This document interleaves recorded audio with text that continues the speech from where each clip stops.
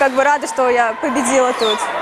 И мне понравилось, как тут нас приняли. Город очень красивый, большой. Сейчас поехать на Россию, в планах. Там, может, себя как-нибудь проявить хочу. Мы поедем на спартакиаду уже в Россию. Там хочу в тройку войти в места. Точно. Отбороться хорошо. По последующим хочу в сборную России попасть по дзюдо.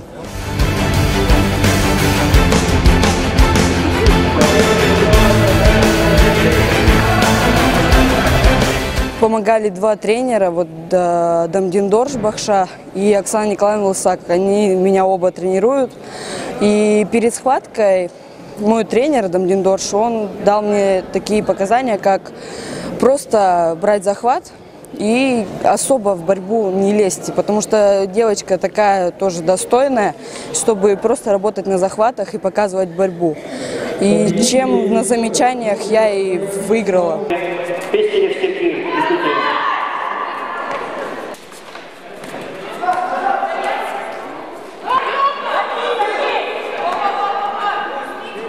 В прошлом году была 6-я спартакиада школьников. Мы боролись в Владивостоке, да, это Приморский край.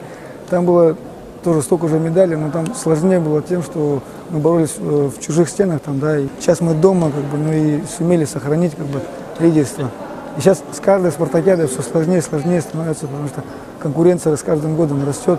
Дзюдо развивается на Дальнем Востоке. Да. Из 9 возможно, 5 золота было. Спартакиады – это самые лучшие спортсмены, самые сильные.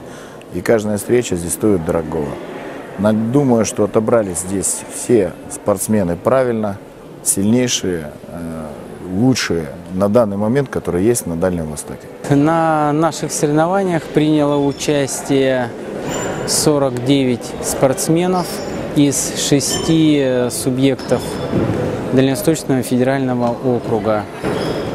Наибольшее число участников это были представлены Саха-Якутия, Приморский край, Магаданская область, Амурская область.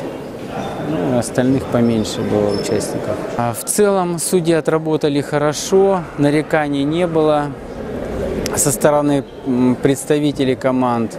И спорных ситуаций они были, но разрешаемы были без каких-то претензий.